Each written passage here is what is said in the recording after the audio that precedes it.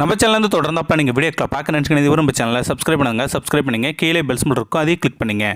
சரி வாங்க நம்ம வீடியோக்குள்ளே போகலாம். வணக்கம் நண்பர்களே. நிறை மாத கர்ப்பிணியான அவள் அக்கம் பக்கத்தினரால் மருத்துவமனையில் சேர்க்கப்பட்டாள். அவளின் கணவருக்கு தகவல் தெரிவிக்கப்பட்டது. வேலையை முடித்துவிட்டு வேக வேகமாக ஓடினான் கோவிலுக்கு.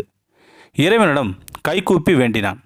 இறைவன் அவன் முன் தோன்றி, உன் பிரார்த்தனை என்னவென்று என்னிடம் சொல், நான் நிறைவேற்றி வைக்கிறேன். அதற்கு கைமாறாக நீ நான் சொல்வதை கேட்க வேண்டும் என்றான் இறைவன். இறைவனின் கட்டளை ஏற்றுக்கொண்டு அவன் வேண்டுதலை இறைவனிடம் கூறினான்.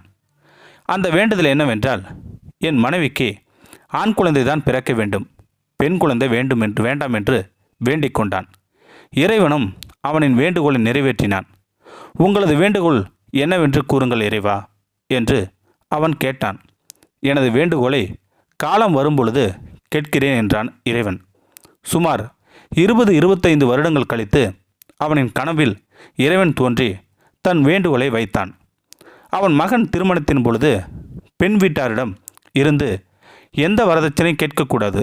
அந்த பெண்ணுக்கு நீ வரதட்சணை கொடுத்து உன் மருமகளாக ஏற்றுக்கொள்ள வேண்டும் என்றான் இறைவன். இதை கேட்டு அதிர்ந்து போனான் அவன். பெண் பிள்ளை பிறந்தால் வரதட்சணை தர வேண்டுமே என்றுதான் உன்னிடம் ஆண் பிள்ளை கேட்டேன். கேட்டதுபோல் ஆண் பிள்ளை கொடுத்துவிட்டு இப்படி ஒரு பாரத்தை என் தலையில் சுமத்துகிறாயே இறைவா என்று கதறினான் அவன். நீ வணங்க பெண் தெய்வம் வேண்டும், உன்னை சுமக்க ஒரு பெண் வேண்டும், நீ திருமணம் செய்து கொள்ள ஒரு பெண் வேண்டும், உன்னை அரவணைக்க ஒரு பெண் வேண்டும், உன்னை நினைத்தே உனக்காக உருக ஒரு பெண் வேண்டும், உன் மகனுக்கு திருமணம் செய்து வைக்க ஒரு பெண் வேண்டும். உன் வாழ்க்கையில் பங்கு கொண்டு இத்தனை பெண்களும் உனக்கு பாரமாக தெரியவில்லை. ஆனால் ஒன்று அறியா அந்த பெண் சிசு மட்டும் எப்படி பாரமானது? நீ எவ்வளவு வரதட்சணை கேட்டாலும் பெண்ணை பெற்றவர்கள் தர வேண்டும். ஆனால் உன்னிடம் யாரும் கேட்கக்கூடாது என்று நீ நினைப்பது எந்த விதத்தில் நியாயம்? வரதட்சணை கேட்பதை நிறுத்தினாலே போதும், பெண் பிள்ளை பாரமாக தெரியாது என்றார் இறைவன். இதை கேட்டதும் அவன் கனத்த இதயத்தோடு கண்கலங்கி கைகூப்பி காலில் விழுந்தான் இறைவனிடம். இறைவா, நான் செய்தது தவறுதான்.